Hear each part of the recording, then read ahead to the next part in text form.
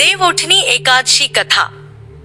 धर्म ग्रंथों में दी गई कथा के अनुसार एक राज्य में एकादशी के दिन प्रजा से लेकर पशु तक कोई भी अन्न नहीं ग्रहण करता था। एक दिन भगवान विष्णु ने राजा की परीक्षा लेने की सोची और सुंदरी भेष बनाकर सड़क किनारे बैठ गए। राजा की भेंट जब सुंदरी से हुई तो उन्होंने उसके यहाँ बैठने का कारण पूछा। स्त्री ने बताया कि वह बेसहारा है।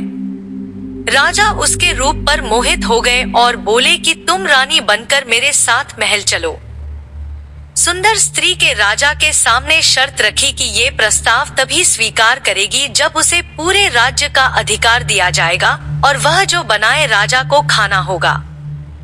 राजा ने शर्त मान ली। अगले दिन एकादशी पर सुंदरी ने बाजारों में बाकी दिनों की तरह अन्न बेचने का आदेश दिया। मांसाहार बनाकर राजा को खाने पर मजबूर करने लगी। राजा ने कहा कि आज एकादशी के व्रत में तो मैं सिर्फ फलाहार ग्रहण करता हूँ।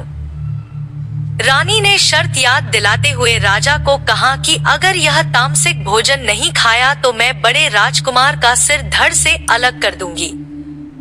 राजा ने अपनी स्थिति बड़ी रानी को बताई। बड़ी महारानी ने राजा से धर्म का पालन करने की बात कही और अपने बेटे का सिर काट देने को मंजूर हो गई। राजा हताश थे और सुंदरी की बात न मानने पर राजकुमार का सिर देने को तैयार हो गए। सुंदरी के रूप में श्रीहरि राजा के धर्म के प्रति समर्पण को देखकर अति प्रसन्न हुए और उन्होंने अपने असली रूप में आकर राजा को दर्शन दिए।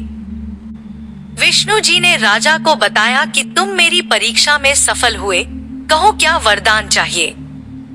राजा ने इस जीवन के लिए प्रभु का धन्यवाद किया, कहा कि अब मेरा उद्धार कीजिए।